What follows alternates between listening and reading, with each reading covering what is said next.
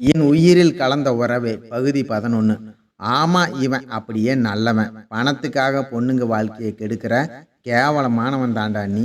நீ இவனை தப்பா பேசுறியா என்று பிரவீன் ராமை கேவலமாக பேசினான். ஹோ, இப்ப நீயும் இவனும் கூட்டா? உன்னை போய் ஃப்ரெண்டா நினைச்சு என்னோட வாழ்க்கையில் நடந்தது எல்லாத்தையும் சொன்னேன் பாரு. என்ன சொல்லணும், நம்பிக்கை துரோகி என்று ராம் பிரவீனை திட்டினான். இவர் சுபாஷ் சந்திர போஸ். என்னை நம்பி உன்னோட மரணத்தோட ரகசியத்தை சொல்லிட்ட. பணத்தை திருடினதுக்காக ஒரு பொண்ணை ஏமாத்தி வேற சவத்தை எரிச்சு கேவலமான திருட்டு பண்ணிட்டு அதை என்கிட்ட சொன்ன. அப்பவே நீ எவ்வளவு கேவலமானவன்னு புரிஞ்சுக்கிட்டேன் என்று பிரவீனும் பதிலுக்கு பேச, டேய், 2 பேரும் கொஞ்சம் அமைதியா இருக்கிறீங்களா என்று பரத் கத்திவிட்டு பேச ஆரம்பித்தான். இங்க என்ன நடக்குது? எனக்கு எதுவுமே புரியல. இவனுக்கும் கலைக்கும் என்ன சம்பந்தம் என்று பரத் புரியாமல் கேட்டான். சாரி மச்சான், நானே உன்கிட்ட சொல்லக்கூடாதுன்னு தான் இருந்தேன். ஆனால் அதுக்குள்ள இவன் வந்து குழப்பம் பண்ணிட்டான். நாம இவ்வளவு நாள் ஃப்ரெண்டா நினைச்சிட்டு இருந்தோமே, அந்த ராம் தான் கலையோட புருஷன் என்று பிரவீன் சொன்னதும், என்னடா சொல்ற என்று பரத் அதிர்ச்சியாக மெல்லிய குரலில் கேட்டான். ஆமாண்டா, கொடைக்கானல்ல நானும் ராமுவும் ஒரு பொண்ணு கிட்ட தப்பா நடக்க முயற்சி பண்ணினோம்ல, அந்த பொண்ணு தான் கலை. இந்த விஷயம் ஏற்கனவே பரத்துக்கும் கலைக்கும் தெரியும்னு பிரவீனுக்கு தெரியாது. அப்பவே நீ ராமை அடிச்சதுனால ராம் உன்மேல ரொம்ப கோபமா இருந்தான். அதனால உன்னை பழிவாங்கவும் அதுக்கு காரணமான அந்த பொண்ணோட வாழ்க்கையை அழிக்கவும் அந்த பொண்ணை கஷ்டப்படுத்த போறதா சொன்னான். நானும் அவன் ஏதோ கோபத்தில் அப்படி பேசுறதா நினைச்சு அதை பெருசா எடுத்துக்கல. அப்புறம் கொஞ்சம் வருஷம் கழிச்சு என்கிட்ட ஃபோன் பண்ணி அந்த கொடைக்கானல் பொண்ணுக்கும் அவனுக்கும் கல்யாணம் ஆனதா சொல்லி அவங்க கல்யாண போட்டாவே அனுப்பினான். அப்போதான் எனக்கு புரிஞ்சது அவன் இன்னும் பழச மறக்கலின்னு, இன்னும் அதே வன்மத்தோட தான் இருக்கான் அப்படின்னு. ஒரு பொண்ணோட வாழ்க்கை கெட்டு போறதுக்கு நானும் ஒரு காரணம் அப்படின்னு எனக்கு ரொம்ப குற்ற உணர்ச்சியா இருந்துச்சு. அதுக்கு அப்புறம் ஒரு வருஷம் கழிச்சு எனக்கு ஃபோன் பண்ணி ரொம்ப சந்தோஷமா பேசினான். தான் தற்கொலை நாடகம் நடத்தினதாகவும் 20 லட்சம் பணத்தை இவன் திருடிட்டு ஓடுனதாகவும் அந்த திருட்டு பழி அந்த பொண்ணு மேலேயே விழுந்ததாகவும் சொன்னான். எனக்கு ராம் கேவலமானவன்னு தெரியும், ஆனா இந்த அளவுக்கு கேவலமானவன்னு நினைக்கல. அந்த பொண்ணு வாழ்க்கை இவ்வளவு சின்ன வயசுல இப்படி ஆனதுக்கு நானும் ஒரு காரணம்னு தெரிஞ்சுக்கிட்டேன். அந்த குற்ற உணர்ச்சி என்னை நிம்மதியாவே இருக்க விடல. 2 வருஷம் எனக்கு நரகமாக தான் இருந்துச்சு. என் பொண்டாட்டி கிட்ட கூட சொல்ல முடியல. அப்போதான் உனக்கும் மித்ராவுக்கும் டிவோர்ஸ் ஆன விஷயத்தையும் அம்மா உனக்கு பொண்ணு பார்க்கறதையும் நீ என்கிட்ட சொன்ன. உன்னை தவிர வேற யாராலையும் அந்த பொண்ணுக்கு ராம் கிட்ட இருந்து பாதுகாப்பு கொடுத்து அந்த பொண்ணுக்கு நல்ல புருஷனா இருக்க முடியாதுன்னு எனக்கு தோணுச்சு. அதனால எனக்கு தெரிஞ்சவங்களை வச்சு அந்த பொண்ணை பத்தி விசாரிச்சேன். அப்போதான் அந்த பொண்ணு தன்னோட சொத்தை எல்லாம் வித்துட்டு இங்க வந்ததையும் தெரிஞ்சுக்கிட்டேன். அதுக்கப்புறம் நானே உங்க அம்மா கிட்ட உனக்கு தெரியாம பேசி கலைய பொண்ணு கேட்க போக சொன்னேன். கலையை பத்தி அம்மா கிட்ட எதுவும் சொல்லல. இதெல்லாம் உனக்கு தெரியாம இருக்கட்டும்னு நினைச்சேன். ஆனா என்று பிரவீன் சொல்லி முடித்தான். பரத் கொஞ்சம் கூட இதை எதிர்பார்க்கவில்லை. இதுவரை கலையின் இந்த நிலைமைக்கு ஏதோ ஒரு ராம் தான் காரணம் என்று நினைத்த பரத் இப்போது தானும் ஒரு காரணம் என்று நினைத்தான். இந்த 2 மாதத்தில் மித்ராவை பற்றி மட்டுமே நினைத்தானே தவிர கலையிடம் பேசக்கூட தோன்றவில்லை அவனுக்கு. கடமைக்காகத்தான் இந்த கல்யாணத்தை செய்து கொள்ளப் போகிறேன். மித்ராவை நினைத்து தன் மனதிலேயே சரியில்லாத நிலையில் கலையின் மனதை எப்படி அவனால் புரிந்து கொள்ள முடியும்? இரு பெண்களின் நினைவுகளும் அவனை வாட்டிய நிலையில், என்ன ஹீரோ சார், என் மேல ரொம்ப கோபம் வருதா? உங்க அன்பு காதலி, சாரி உங்க 2வது காதலியோட இந்த நிலைமைக்கு நீயும் தான் ஒரு காரணம் என்ற ராமின் வார்த்தைகள் பரத்தை சுய நினைவுக்கு வர செய்தது.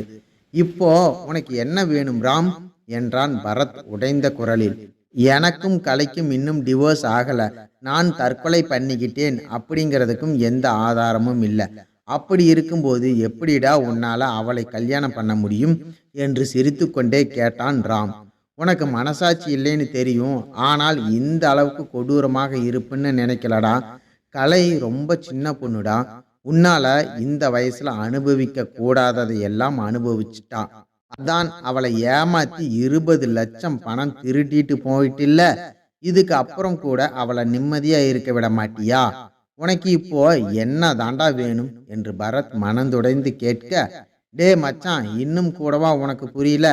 இவ்வளவு நாள் அமைதியா இருந்துட்டு கல்யாணத்துக்கு ஒரு நாளைக்கு முன்னாடி வந்து மிரட்டுறான் அப்படின்னா அவன் நோக்கம் என்னன்னு இன்னுமா பரத் உனக்கு புரியல?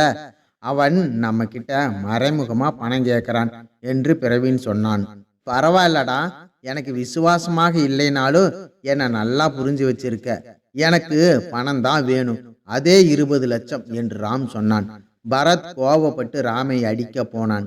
பிரவீன் தடுத்து, நாளைக்கு உனக்கு கல்யாணம் மச்சான், இந்த கேவலமானவனை அடிச்சு உன்னோட பர்சனாலிட்டியை கெடுத்துக்காத, இவனை நான் பாத்துக்கிறேன் என்று சொல்லிய பிரவீன், ராம் மச்சான், உனக்கு பணம் தானே வேணும் என்று நக்கலாக கேட்டுவிட்டு, ஏண்டா, எவ்வளவு தைரியம் இருந்தா இதையும் பண்ணிட்டு இவ்வளவு தைரியமா வந்து பணம் கேட்ப?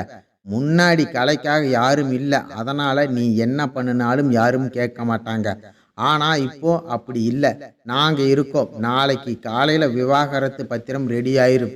அதுல நீ கையெழுத்து போடலின்னு வச்சுக்கோ, நீ செத்து போனதா நாடகம் ஆடினியே, அதை உண்மையாவே நடக்க வச்சிருவேன் என்று ராமை மிரட்டினான்.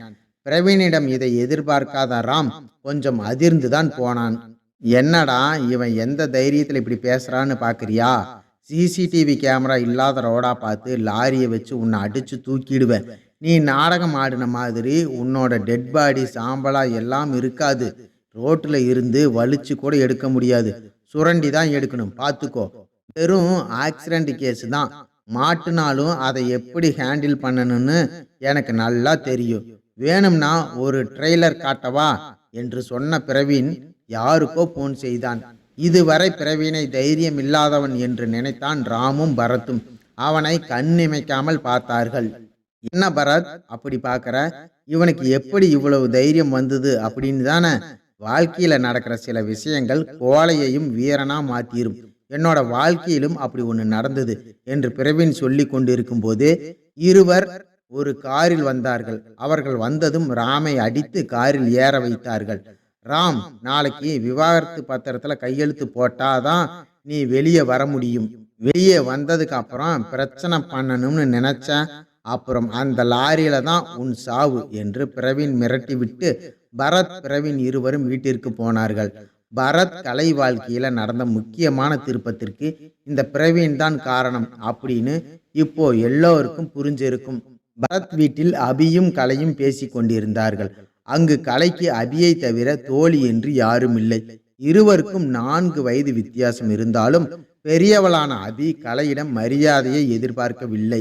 கலை 3 வருடத்திற்கு முன்னால் நடந்ததை எல்லாம் தன் நினைவில் இருந்து அழித்து விட்டாள். இப்போது பழைய கலையாக மாறிவிட்டாள். பரத் இன்னும் கலையை ஏற்றுக்கொள்ளவில்லைதான்.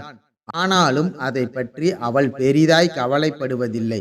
அவன் தன் அருகில் இருந்தால் மட்டும் போதும் என்று நினைக்கிறாள். உண்மையை சொன்னால் பரத் மித்ராவை நினைத்து கவலைப்படுவது கூட அவளுக்கு பரத் மேல் உள்ள அன்பையும் அக்கறையும் அதிகப்படுத்துகிறது. பரத் மேல் இருந்த நம்பிக்கை 8 வருடம் கழித்தும் குறையாமல் அதிகமாகி கொண்டேதான் இருக்கிறது.